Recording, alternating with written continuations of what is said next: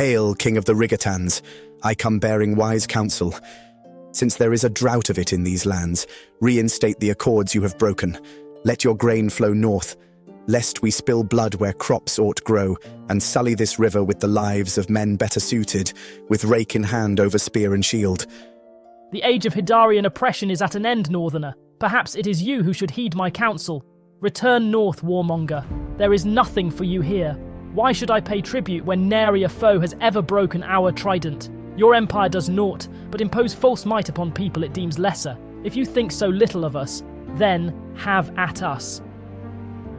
The War of Avarice began here, at the Battle of the Tinerus River, not 70 years from the founding of Orvabad. It was named the First Rigatan Rebellion by the Hydarians, and Avarice upon Tinerus by the Rigatans.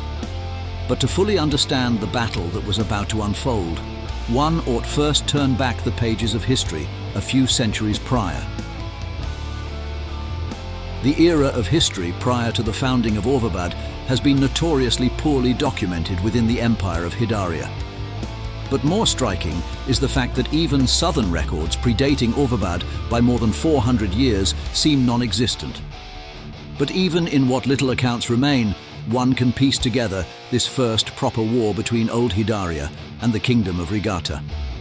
It begins in that patch of time that is unclear to most historians, 500 years before the founding of Orvabad.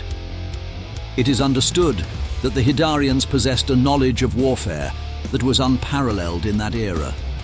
However, how exactly they chose to exercise that power remains a mystery locked in the bowels of their most well-guarded archives, in cities that do not exist on maps of any order.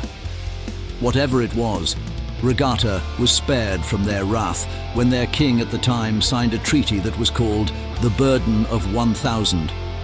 For 1,000 years, Rigata would provide a fraction of its grain and wealth to Hydaria in exchange for peaceful coexistence, and at the end of the 1,000 years, Rigata would remain sovereign.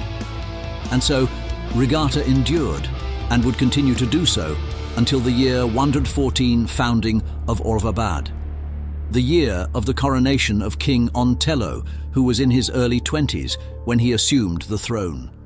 He was a prideful man who spent much of his childhood amongst the common folk. He listened to their complaints in years of drought, and he ailed as much as they did of a tax they deemed unjust. Ontello promised them he would abolish this tribute as soon as he succeeded his father, and so he earned adulation amongst the Rigatans that was unmatched by any monarch thus far. Ontello was young when he took the throne, headstrong and rash as well, but he was no liar. Today we lay two things to rest once and forevermore. My noble father, who loved this land more than anything and would protect it even if it meant casting aside his pride. And today we lay to rest the burden of 1,000. No longer will we send our hard-earned wealth north. No longer will we starve to sate the bellies of an empire that cannot even keep its own people in check. Today we cast aside the shadows of yesteryear and usher in a new dawn undimmed by that red tax. Let this be my first message to the Hydarians. If you wish to take our grain, then you will come pry it from our cold, defiant hands. While the Rigatans celebrated, things in Hydaria were completely different. The empire had suffered defeats at the hands of the newly formed Ralmera of Migora in decades prior, and had only just recently wrestled back control of the riverlands from Miga's exiles. They could simply not afford the Rigatans to revolt at such a time, when already the Megorans were proving to be a more cumbersome foe than they had anticipated. On the very same day that news reached Orvabad of this betrayal, the Emperor called for a council and dispatched their warmaster at the time, Igneon, son of Jalos, son of Robach of Hyda's blades. Igneon was a cunning man, deceptively quick-witted for one as well-built as he was, and he had earned himself a reputation for his more creative approach to warfare. But what was truly most dangerous about him was the fact that his father Jalos had taught him the fundamentals of warfare well. He ingrained a discipline within him that allowed him to judge when it was appropriate for creativity and when it was best to let his opponent make the first volley. So it was that Igneon marched south, far sooner than the Rigatans could ever have anticipated, and with an army of 8,000 at his back, no less. News travelled north faster than it did south, it would seem. Igneon had already been halfway to Rigata when Ontello was told of the Hydarian response, and immediately his advisors, led by Landmaster Enrius, counselled to muster his landmasters and make no attempt at defending his outmost cities, but instead to meet the Hydarians at the river Tinerus, where they would have a defender's advantage, which their kingdom was best suited to make use of. King Ontello listened to his advisors and gave Enrius practical command of the soon-to-be mustered army, while Ontello marched out at its head. An army 20,000 strong was mustered, setting the stage for the Battle of the Tinerus River. Third of first fall was when Ontello's forces arrived, but more importantly, they had arrived first. Things were going according to plan, and they immediately set about constructing their defences. Rigatan armies had two main strengths and one glaring weakness. They have always been some of the most populous armies fielded in Osgara, and they fielded battalions of builders who were capable of putting together fortifications with what resources they carried or found, changing the landscape of any battlefield. However, their glaring weakness was the lack of any proper military training offered to their fighters. They fought with spears primarily to emulate the farming tools they were more used to, and because it was a simpler weapon to use in larger numbers. Their armies were also often disorganized, as their command structure was vague at best. But they managed often due to sheer numerical advantage, and when they did not, they would rely upon their royal guard, a single regiment that fought primarily to protect the king, but would be thrust into action at crucial junctures and could often shape the outcomes of entire battles. The Hydarians, on the other hand, fielded a diverse roster of highly trained men that were ready to fight for their empire.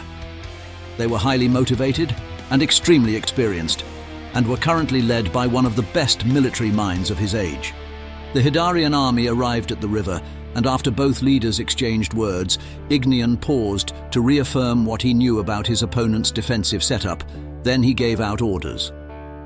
2 regiments marched back and out of sight before anyone else moved. Then he pushed forth his long shields ahead of the army as he began to set his battle plan in motion.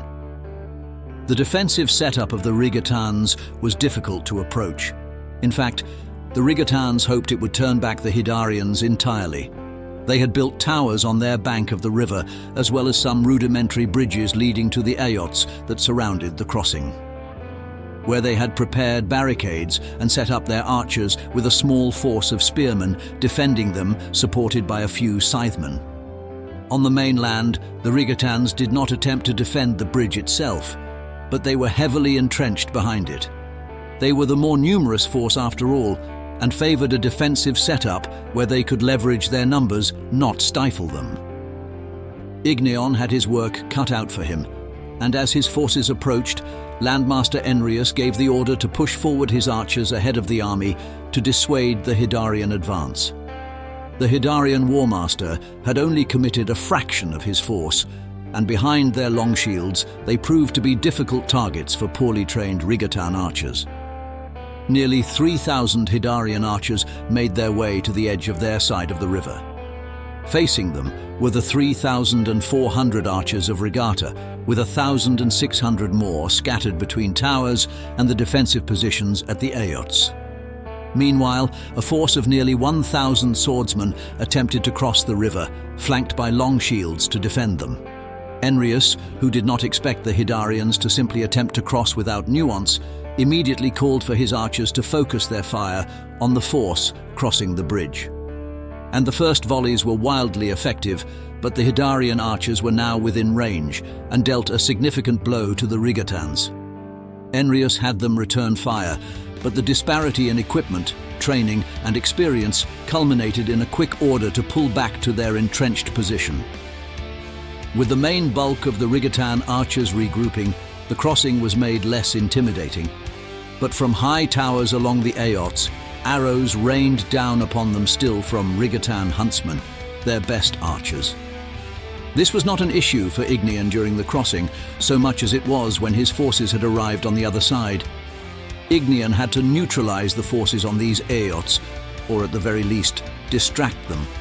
He sent 200 of Hydaria's prized Chalice Keepers' regiments to each Aeot, and with grappling hooks in hand, they were ready to attempt the impossible, which drew attention, just as planned, albeit at a costly toll of lives. The Rigatan forces held firm, even with their flanks at the Aeots distracted and their archers badly bloodied. There was no cause for panic just yet. Enrius waited until the Hydarian forces advanced to within range of his towers and ordered his men forward. He wished to make use of his towers, and so he would fight for every bit of land before them. Both armies clashed, and despite how uneven the numbers were, the quality of the Hydarians was worrying. The fighting intensified, and the disparity between both forces was offset only by the sheer numerical advantage and defensive entrenchment the Rigatans had built up.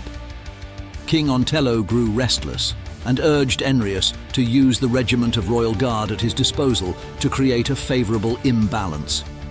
But Enrius insisted that they remain by the king's side. After all, his safety was paramount. Then a loud crash echoed across the battlefield. On the right flank of the Rigatans, the Hydarian Chalice Keepers had crossed to the Aeot and had dispatched the small force of defenders and brought down the hastily constructed tower. Enrius responded by having his archers fire at the Hydarians as he breathed a sigh of relief that the left flank had managed to fend off the Hydarians. Meanwhile, the front lines had not been faring as well. With the Rigatan archers distracted, Igneon put his long shields into effect. He had them support his swordsmen by shielding them when arrow volleys came, and by thrusting them into the defensively stationed Rigatan spears to offer an opening for them to exploit. Even then, it was clear that neither side was close to a breakthrough. Losses mounted on both sides as the Hydarians slowly pushed back towards the Rigatan defenses. But the deeper they drove, the harder it became, as they engaged more of the Rigatan army at once. Then the left flank began firing again, calling for more of the Hydarian long shields to support that side of their assault. This created a vulnerability towards the right, which Enrius spotted.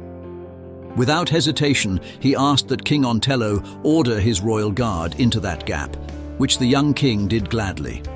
The royal guard of Rigata moved and took behind them a force of men with scythes. The dichotomy between Rigata's best-trained and simple farmhands was clear, but worked to add an impetus behind the royal guard's charge. Under heavy fire, and in the wake of this latest charge, Igneon called his forces back.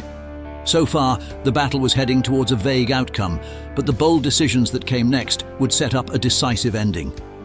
Seeing the Hydarians retreat and sensing opportunity to win a war before it began, King Ontello took charge and ordered his men to give chase to the retreating Hydarians.